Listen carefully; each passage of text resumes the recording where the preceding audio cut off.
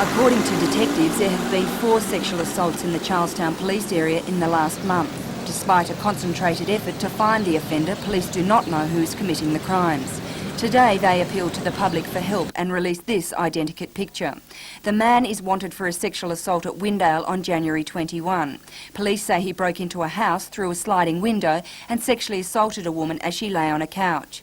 Police agree that there are similarities between this man's description and that of a man who broke into a house in Gateshead on January 11 and approached a 6-year-old girl before being disturbed. Police have also not ruled out a connection between this man and a man who sexually assaulted an 18-year-old woman in the Crowders Bay area on Tuesday. The man in the identikit picture is described as between 24 and 27 years old, of solid build with neatly groomed brown collar-length hair which is parted on the left-hand side.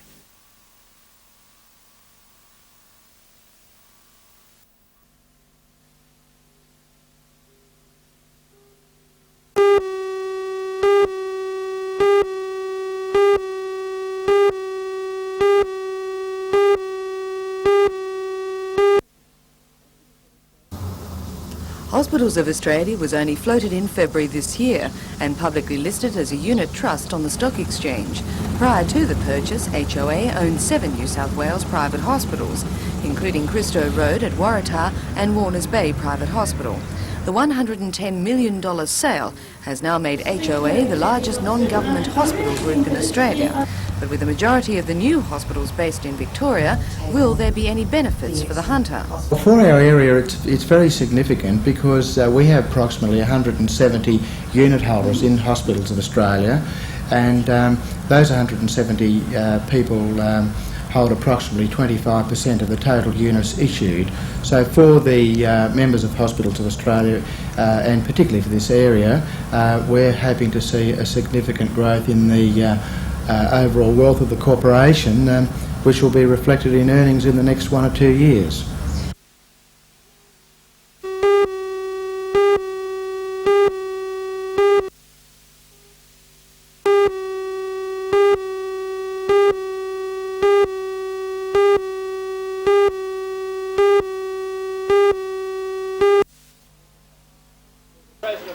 For the members of the Swansea Belmont surfboat crew, it's been a great weekend. Today the Surf Club launched a new and innovative surfboat sponsored by Carlton and United Breweries. The official duty was performed by the wife of CUB's regional manager, Gloria Berry. Fully equipped, the boat cost $11,000 and it features a radical design. It's completely constructed of foam sandwich fiberglass and is loosely based on the shape of a 16-foot skiff. It was built and designed on Lake Macquarie and to the sponsors' delight has been called the Victoria Bitter. The boat gets its first test at Sydney's Coogee Beach next weekend when it will represent Newcastle in the final of the May Nicholas Surfboat Championship.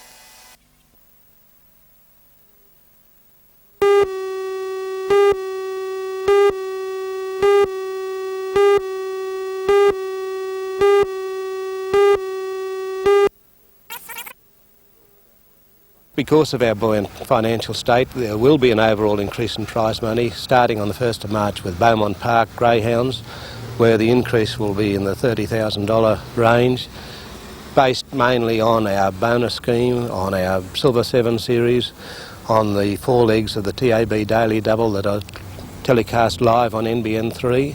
It's a very significant increase, but as we haven't yet discussed it with the Greyhound Breeders, Owners and Trainers Association as to the minute details, I'd only be general in that figure. The Winfield Gold Cup this year will rise in prize money. I'm not at liberty to say how much, but it will also be a significant increase. Our progressives have been wonderful to us, and they will be looked at for further prize money increases. The second thing I'd like to touch on, of course, is the word that's on everyone's lips: satellite telecasts. Now that the AJC has announced they're going with PBL and the details and conditions of their agreement that all galloping clubs with more than 10 meetings per year will get the free edition decoder, this leaves us to decide, as we did on Friday, my directors, that we would reopen negotiations with Superstation, who already have Kembla Grange on agreement, and they have signified that they are prepared to sign up with us with a possible starting date from the 1st of March to take all of our product, greyhounds racing here and at Cessnock.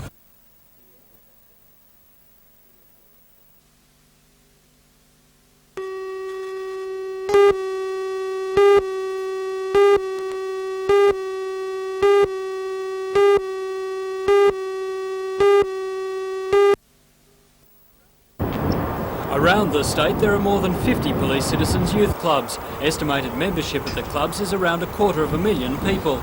This year is the 50th anniversary of the movement in New South Wales, and to mark the occasion, the clubs will hold a membership drive aimed at getting tens of thousands of new members. The club's main activities are sports and cultural events, and they are the biggest youth clubs in the state.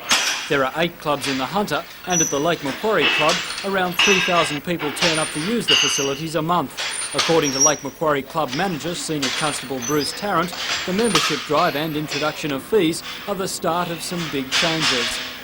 Since the Interdepartmental Committee into the Boys Club movement was formed some 4 years ago, we are now starting to reel from some of the change. This membership drive and the things that are going to happen in the youth club movement will surely bring it into the 80s. And its 50th year this year, I'm sure the community will see some outstanding results from the movement.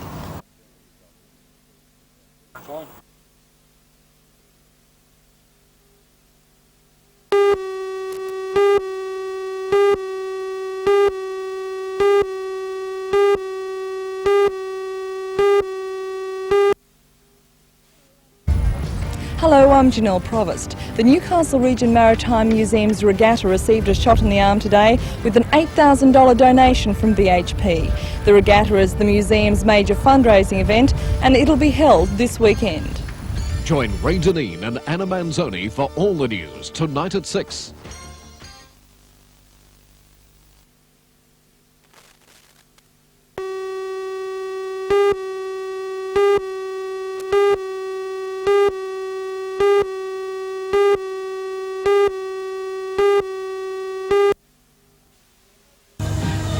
Hairdressers are in the line of work where they meet and talk to a lot of people every day. That's why the Quit for Life coordinator in Newcastle, Terry Slevin, decided to choose them to help spread the anti-smoking word. Some 300 hairdressing salons in this area have received invitations to join the Stop Smoking programs at a discounted price. Well, we've got a lot of young women in the hairdressing profession. There's a high rate of smoking amongst them. It's a target group which is useful to our cause, because if hairdressers find a program which will work, they'll tell other people about it while they're cutting their hair and we'll get free promotion. Terry says the hairdressers aren't the only group the Quit for Life program wants to involve. He says the incidence of teenage smoking is on the increase, with $30 million a year being spent by young people on cigarettes. But he says starting these programs in schools is fraught with problems. It's a hard one to administer in the schools simply because there's not enough of us to go around in the schools. Teachers in a lot of schools are prepared to run the program, but it's a matter of getting the kids who are willing to participate in that environment, and that's a difficult one to overcome.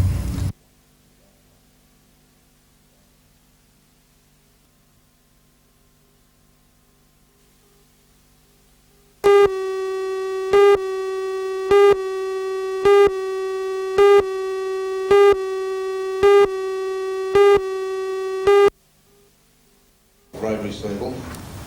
The public forum held in the council chambers is part of a new initiative of the Newcastle City Council, a time for everyone to have their say on issues affecting the community. On last night's agenda was the development proposal of the State Grain Handling Authority to build a 200,000-tonne road receival facility in Carrington.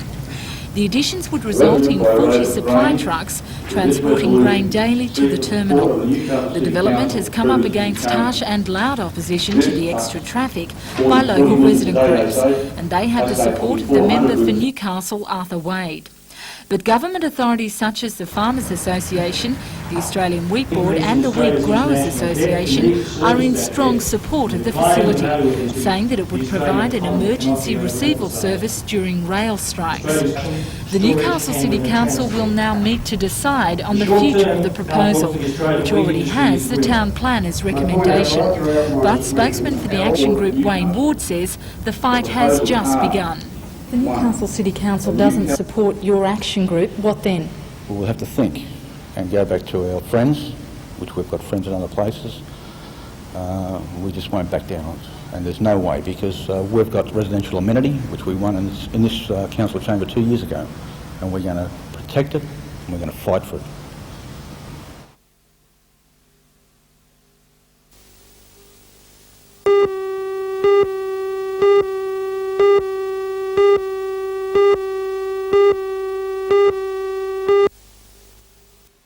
Yeah, so Kathy Sharp from the Hunter Equal Opportunity Program wants to interest women in registering who don't work in the traditional women's jobs.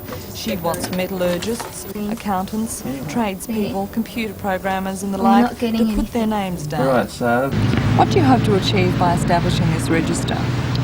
A couple of things. One would be to actually offer support to the women themselves, because a lot of women have been indicated to us that they're very isolated, that they're the only female in a large organisation, and that they may not be experiencing any problems, but they would just like to meet other women in similar situations.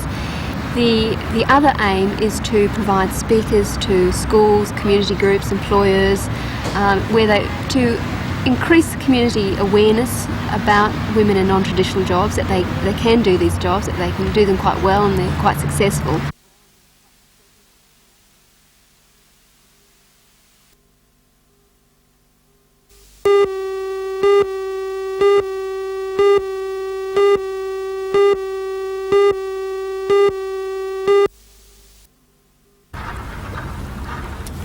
Last night, Mr Brereton offered a glimmer of hope in the chance that his decision over the future of the State Dockyard might be reversed. Unless there's some miraculous overnight change of heart by the union movement, certainly it will be closed within the next couple of months. But Secretary of the Trades Hall Council Peter Barrick says that change has already taken place. I think Mr Brereton has to understand that the unions have changed, that the unions have put the lot on the table and indicated preparedness to negotiate. The method by which Mr Brereton has handled that is very little different to the way Mr Copeman handled the Robe River dispute. He's put a list on the table and said you accept it or we close the dockyard. It's been stated that the dockyard has been a political embarrassment to the government. Do you think they're trying to end this? I think there could be an element of that, quite obviously, that if there's a further further loss of profits in the dockyard in the next year, an announcement of that would be made around about September, which takes us very close to 1988, which is election year. Obviously, I believe that one way or another, the government will rot and shed themselves of that embarrassment. Mr Barrick says the fight and the future of the dockyard is not yet over. We intend to campaign. Mr Brereton, as we understand, is going to take a recommendation to the Cabinet next week based on our so-called intransigence that he close the dockyard.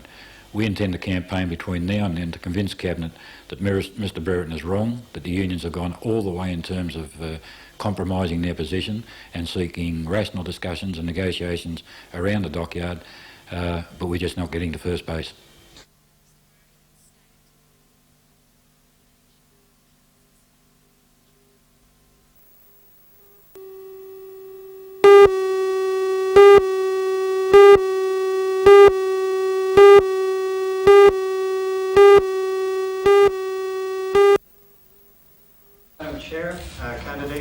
It was a this meeting that council representatives got together with the peace movement to form some workable ideas to publicise the nuclear-free zones. Richard Fletcher from the Peace Forum says his group isn't against medical or some industrial uses of nuclear power. He says it's the military use that's of most concern. Richard maintains people should be educated about the implications of this nuclear age and how it affects them. And he says the council on a grassroots level is the best body to get that message across. Now we're talking about how you implement that, what you do after you've put up a sign at the edge of the city. And that's already happened in most of the Hunter, so we're not arguing about that. What we're saying is now there are lots of practical things you can do about educating the public, about what the health surveyors do in their job, about what councils do with their local libraries. Because every survey shows that it's not just a sort of 5 or 10% or 20% of the population who's worried about this. The overwhelming majority would like to see something done.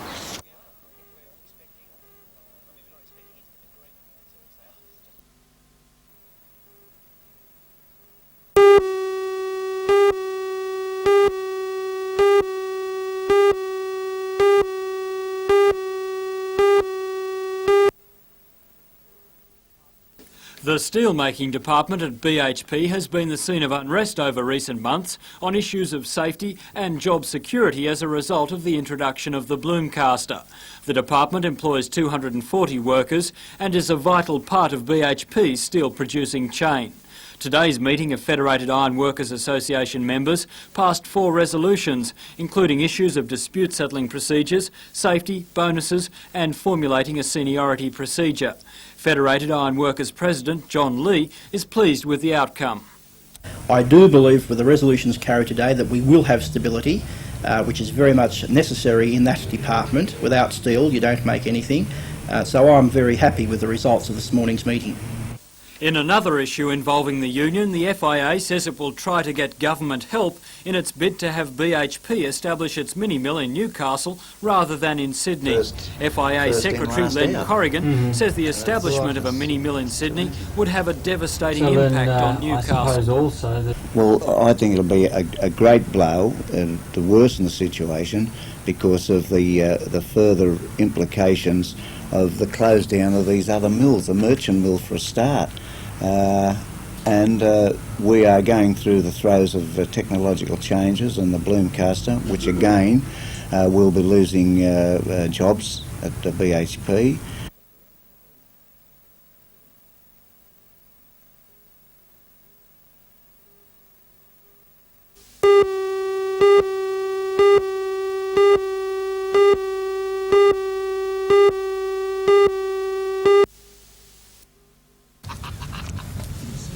It seems the pot of gold at the Rainbow Recycling Arts and Crafts Resource Centre is empty. The centre's future stood on shaky ground late last year. A downturn in trade combined with lack of funding resulted in the management committee preparing to close the doors at Waratah later this month. Last night, in a desperate attempt to keep the service operating, concerned citizens and representatives from community groups gathered to work out some action plan to avoid the inevitable. According to Greg Baxter, the answer seems to lie in voluntary support, at least until some funding can be secured. Greg says the unique service has not only just provided usable scraps and offcuts. Of course, it employs people. These people, when they first started here, had a total of 7 years unemployment between them. Over the last 2 years they haven't been on the dole, they've been paying taxes and they've been generating income. They have contributed a worthwhile service. We've got over 380 subscribers and a lesser number of members, but we've got overall 500 odd members and subscribers. All these people use the service and it provides cheap materials for schools and other public enterprises which otherwise would have to pay more money for them.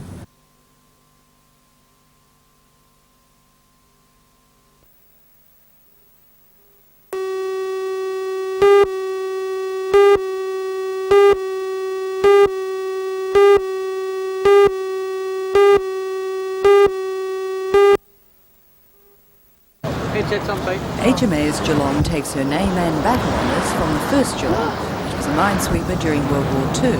The Geelong has a ship's complement of 5 officers and 19 sailors, and this weekend will be the control point afloat for the Harbour Regatta. Although she won't be open to the public during her stay, regatta organisers say a harbour cruise on the Vagabond Majestic will give an excellent view of the Geelong. Cruises on the Majestic will be available from today through until Sunday. Along the foreshore, preparations are well underway as stalls, rides and games are put into place for the start of the Newcastle Regatta 87 tomorrow morning.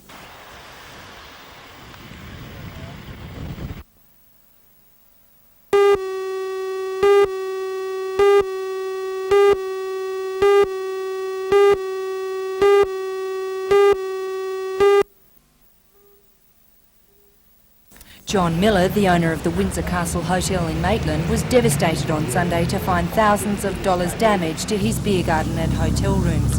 He says the culprits are members of the Balcombe Hills Sports Club who were in Maitland for a 10-over cricket competition. The Sydney team had taken out a number of rooms in the hotel, which he found the next morning in a disgraceful state.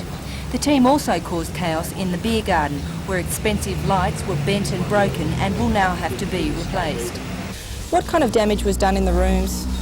It was mainly guys being sick, vomiting, urinating on the doors, sugar and beer and what have you thrown all around the place, that sort of style of thing. Have you complained to the club? Yes, the president of the club was on the phone to me this morning from Sydney, and he'd heard about it over at the games of cricket yesterday. And he said a full-scale inquiry is being launched in their club into the incident. Mr Miller says he will never have a sporting club to stay again, and that even includes a ladies' bowls club. I've heard on the grapevine and around the industry that often, some teams that we don't want here may pose as perhaps a bowling club or something like that, and when they arrive you find that you've got a full-scale riot on your hands.